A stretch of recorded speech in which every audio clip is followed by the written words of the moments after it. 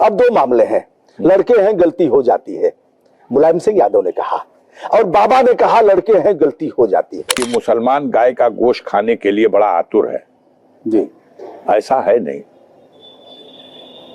या जो है वो अपने नबी की बातों को या तो समझ नहीं पाया या पढ़ नहीं पाया या सुन नहीं पाया। बाबा गोरखनाथ पीठ का पीठाधीश्वर, बात सुनिएगा तो जैसे लगेगा कि बिल्कुल बैकुंठ से चले आ रहे हैं। नजला उजला हो जाता था, छाती जकड़ जाती थी, तो मेरी माँ गाय का पुराना घी मंगा के छाती पे मल के सेक देती थी, और ये सबसे सर्वोत्तम दवा मानी जाती थी। उत्तर प्रदेश की सीमा में बीफ के व्यापार करने के लिए बड़े बड़े, अब उसको कत्ल खाना नहीं कहते वो फैक्ट्री कही जाती है। पहले रोको और रोकने के नाम पर पैसे की वसूली कर लो तो खुद ही आगे आगे सायरन बजाते हुए पास कराओ। यह रोजी रोजगार और स्मगलिंग का एक धंधा बना हुआ है।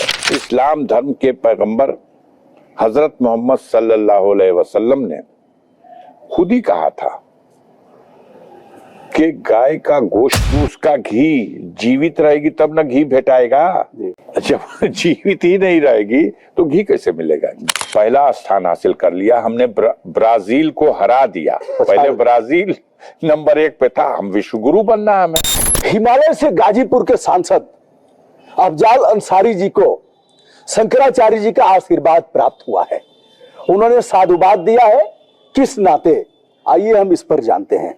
हमारे साथ एक यह आशीर्वाद का पत्र है, प्रशंसा पत्र है, प्रशस्ति पत्र है, साधुवाद का पत्र है। और शंकराचार्य जी ने, देखा जाए तो ज्योतिर्मठ बद्रिकाश्रम हिमालय के शंकराचार्य जी, नाम आप समझ गए होंगे, स्वामी अभिमुक्तेश्वरानंद जी का यह पत्र आया है जो सांसद अफजाल अंसारी जी को प्राप्त हुआ है। इसके बारे में हम बात करेंगे कि शंकराचार्य जी गाय को राष्ट्रमाता घोषित करने के लिए लगातार संकल्परत है। पूरे देश में उन्होंने यात्राएं निकाली है, और गाजीपुर के सांसद अफजाल अंसारी जी ने ऐसा क्या कर दिया कि राष्ट्रमाता घोषित करने के उनके अभियान को बल मिला है। मैं इसे पढ़ भी दूंगा, उसके पहले अफजाल अंसारी जी से लेकर के खुश है कि हमें आशीर्वाद प्राप्त हुआ है पूज्य शंकराचार्य जी का। शुभकामना भाई साहब, बहुत बहुत आपने समय दिया। बहुत दिन बाद हम लोग बैठ रहे हैं। जी। इस बार के सांसद बनने के बाद तो हम लोगों की कोई मुलाकात तो हुई अदा कदा किसी कार्यक्रम में, लेकिन कोई वार्ता नहीं हो पाई।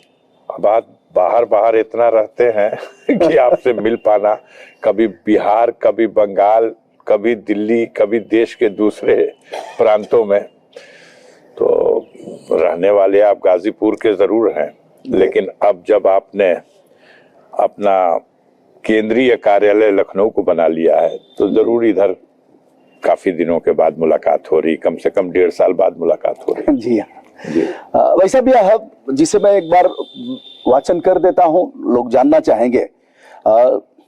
स्वस्थ श्री अफजाल अंसारी जी, नारायण स्मरणात्मक शुभ आशीर्वाद।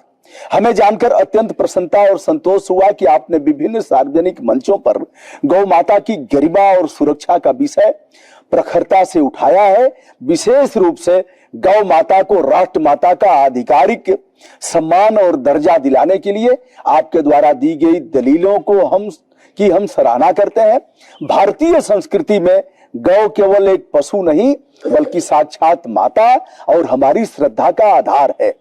जन प्रतिनिधि एवं आगे बढ़कर सनातन धर्म के इन मूल मूल्यों की रक्षा के लिए स्वर मुखर करते हैं तो इससे धर्म और समाज दोनों को बल मिलता है।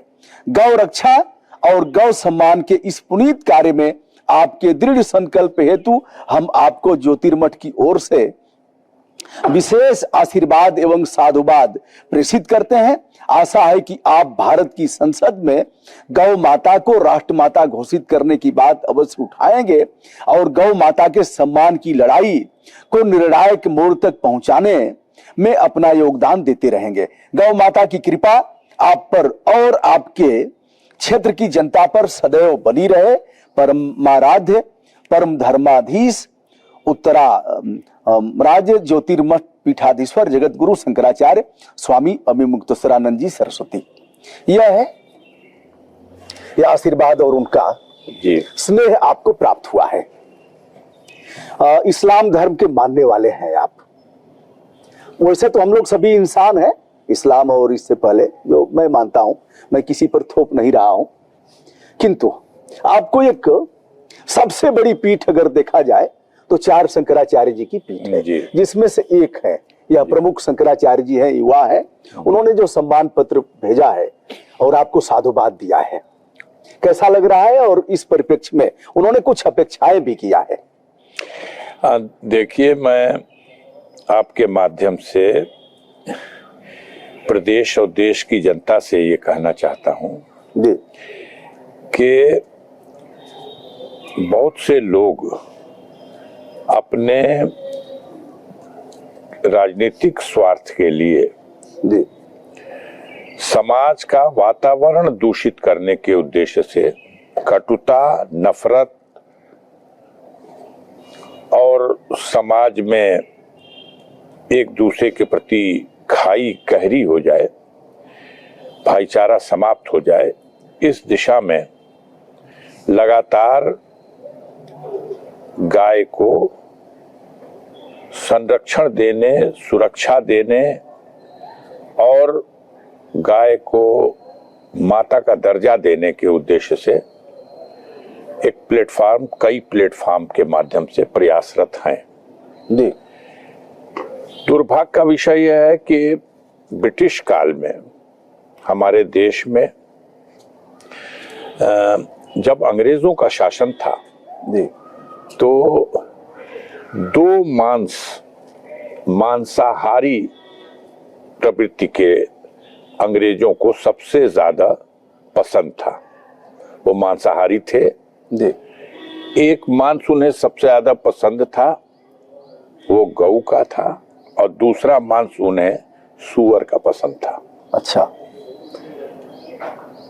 विडंबना यह है कि हमारे देश में सूअर के मांस से या सूअर के नाम से इस्लाम धर्म के मानने वालों में एक घृणा की धारणा है जी। और दूसरी तरफ गाय के प्रति माता का मुकाम देने की जो सनातन धर्म या हिंदू धर्म के मानने वाले हैं उनके अंदर एक भावना है। अंग्रेजों ने अपने लगभग 200 साल के शासन के दौरान, जब वो यहाँ एक तरह से उन लंबा शासन कर रहे थे, तब उन्होंने शहरों शहरों में कत्ल खाने बनवाए और वहाँ बाकायदा गाय काटी जाती थी और गाय का मांस खाया जाता था, बिक्री भी होता था। देश की आजादी के बाद ये सवाल उठा कि भाई गाय का कत्ल बंद होना चाहिए, और ये एक जायज बात थी। लेकिन सन 47 और आज 2005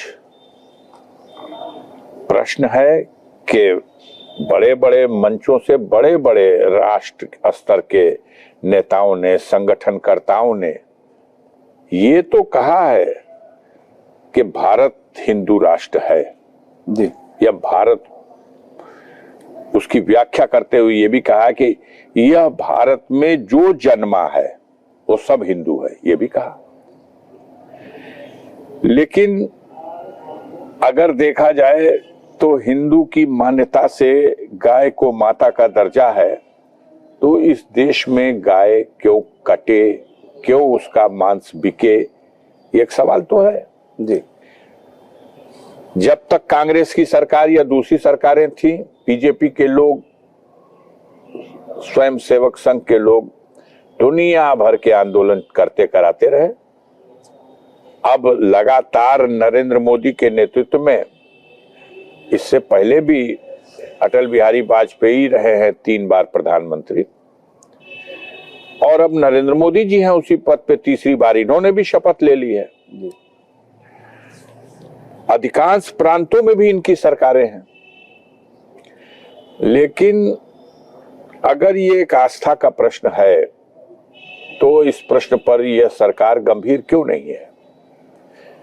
पहली बार स्वामी श्री अभिमुक्तेश्वरानंद जी महाराज ने बड़े ही दमखम के साथ इस बात का ऐलान किया कि गौ माता को राष्ट्र माता का दर्जा मिलना चाहिए भारत में जी। लेकिन जैसे कान में तेल डाल के बैठ जाए कोई, सरकार इस डिमांड पर विचार करने को तैयार नहीं जी। व्यवहार में देखिएगा तो कल अंग्रेज थे और कत्ल खाना था और गाय कत्ल की गई जी। तो वो अंग्रेजों का शौक था, खाना था, खाते रहे और लंदन भी भेजते रहे। लेकिन आज इस भारत में जिसे हिंदू राष्ट्र की संज्ञा दी जा रही है, आज इस भारत में न सिर्फ गाय कत्ल की जा रही है जी, बल्कि गाय के मांस का व्यवसाय किया जा रहा। यह भारत दुनिया में पहले दूसरे नंबर पर था जी।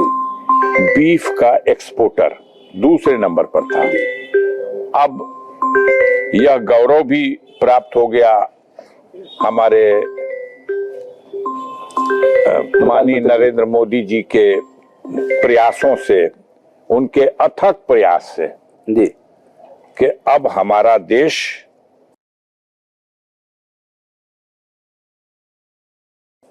पहला स्थान हासिल कर लिया। हमने ब्राजील को हरा दिया। पहले ब्राजील नंबर 1 पे था। हम विश्व गुरु बनना है हमें, तो हर चीज में हम विश्व गुरु तभी बनेंगे ना जब हम, तो अब बीफ के व्यापार में भी हम नंबर 1। योगी जी उत्तर प्रदेश में कानून बनाएंगे कि हलाल का सर्टिफिकेट अगर लगाया गया तो बंद करो, मुकदमा करो। और मोदी जी जाएंगे ओमान तो वहां समझौता करके आएंगे, उन्हीं से सर्टिफिकेट लेके आएंगे हलाल का और उन्हीं से आदेश लेंगे कि हम तो सारी दुनिया में बीफ की सप्लाई करेंगे और उस पर सर्टिफिकेट लगा करके देंगे। कितना विरोधाभास है। उसी पार्टी का एक मुख्यमंत्री और उसी पार्टी का, अब जहां तक सवाल है, योगी आदित्यनाथ एक पीठाधीश्वर है जी, और बहुत बड़ी पीठ है, बाबा गोरखनाथ की पीठ। और बाबा गोरखनाथ पीठ का पीठाधीश्वर, बात सुनिएगा तो जैसे लगेगा कि बिल्कुल बैकुंठ से चले आ रहे हैं। लेकिन उत्तर प्रदेश की सीमा में बीफ के व्यापार करने के लिए बड़े बड़े, अब उसको कत्ल खाना नहीं कहते वो फैक्ट्री कही जाती है, जहां हजारों की संख्या में गाय काटी जा रही, उनके मांस पैक किए जा रहे हैं और विदेशों में भेजे जा रहे हैं। नाम बदल बदल के, नाम बदलने में तो ये लोग पहले से भी माहिर हैं। शहरों के नाम बदलते हैं, रेलवे स्टेशनों के नाम बदलते हैं, परियोजनाओं के नाम बदलते हैं। पहले नाम कुछ था, उस नाम को कुछ कर दिया, इसमें ये लोग माहिर हैं। अब हाल फिलहाल में इन लोगों ने मनरेगा का भी नाम बदल दिया और नाम को खोज करने के लिए इनके यहाँ बड़े बड़े विशेषज्ञ बैठे हुए हैं। अब इन लोगों ने जो ये एक तरीका बना लिया कि एक तरफ अपने संगठन के उदंड युवाओं को ये कह दिया कि गाय और उसकी तस्करी, यानी इधर उधर पहुंचाने या ले जाने ले आने वालों को पकड़ो और इतनी इजाजत दे दिया। कानून में इजाजत नहीं है, लेकिन इन लोगों की तरफ से इतना मनोबल बढ़ा दिया है कि सड़कों पे मार डालो, दाढ़ी नोच डालो, कत्ल कर दो और कत्ल का भी मुकदमा उठवा लो।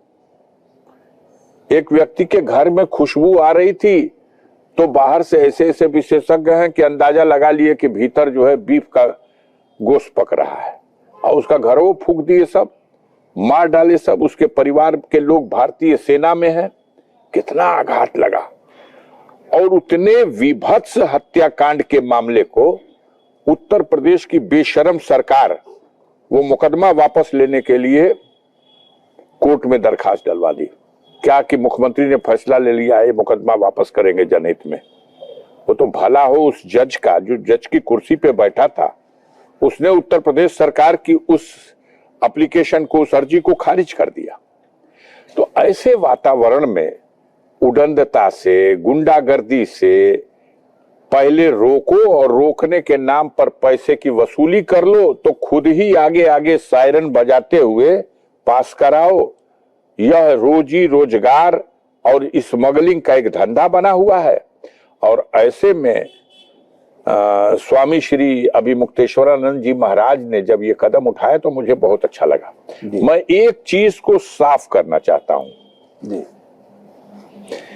कि इस्लाम धर्म के मानने वालों को और गाय के मांस के सवाल पर, खाने के सवाल पर, गाय के प्रति भावना के सवाल पर ये बड़ा विरोधाभास है। लोगों में एक गलत धारणा भर दी गई है कि मुसलमान गाय का गोश्त खाने के लिए बड़ा आतुर है। जी, ऐसा है नहीं, या जो है वो अपने नबी की बातों को या तो समझ नहीं पाया, या पढ़ नहीं पाया, या सुन नहीं पाया। जी, इस्लाम धर्म के पैगंबर हजरत मोहम्मद सल्लल्लाहु अलैहि वसल्लम ने खुद ही कहा था कि गाय का गोश्त मुजिर है और गाय का घी मुफीद है। घी फायदा पहुंचाने वाली चीज है, मुफीद है जी, और गाय का गोश्त मुजिर है, यानी इसके खाने से नुकसान ही है। अच्छा, बिल्कुल क्लियर कट है बात ये।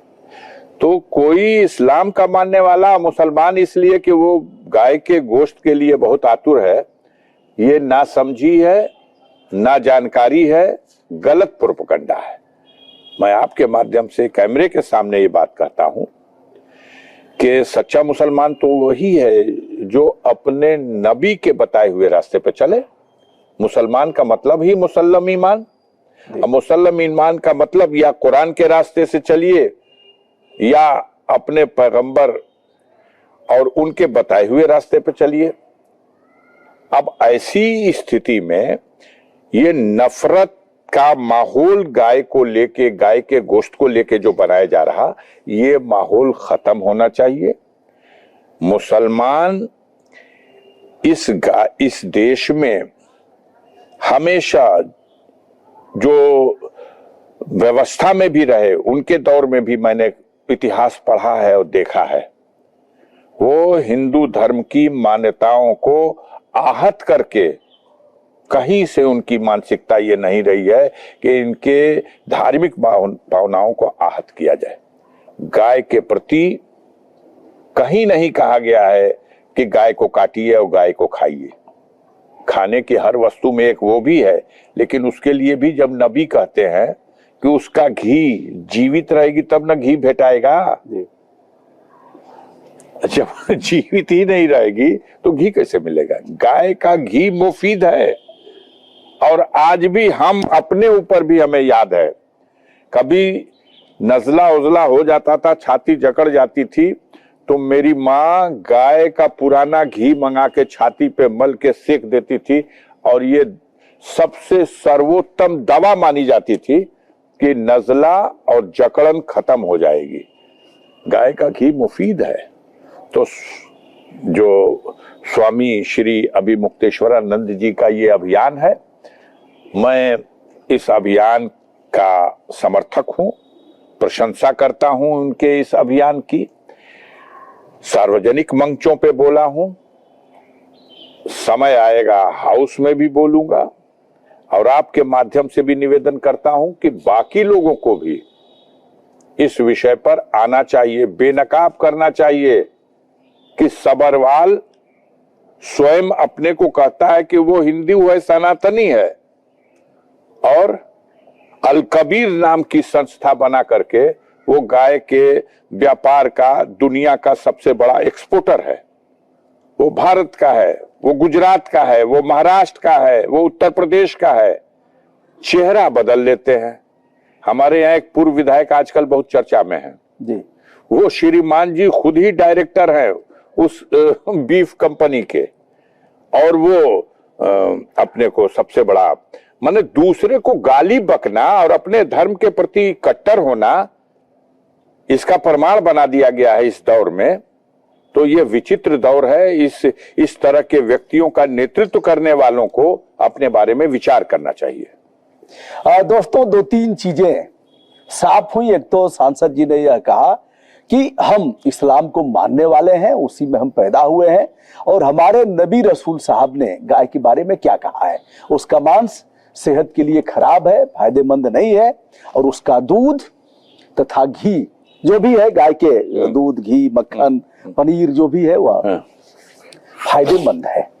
हम उसे अमृत के समान कहते हैं गाय के दूध को और गाय के विभिन्न प्रोडक्ट को। बात तो वही है कि अमृत है, जो फायदा है वो अमृत की चीजें हैं हमारे सेहत के लिए, हमारे जीवन के लिए।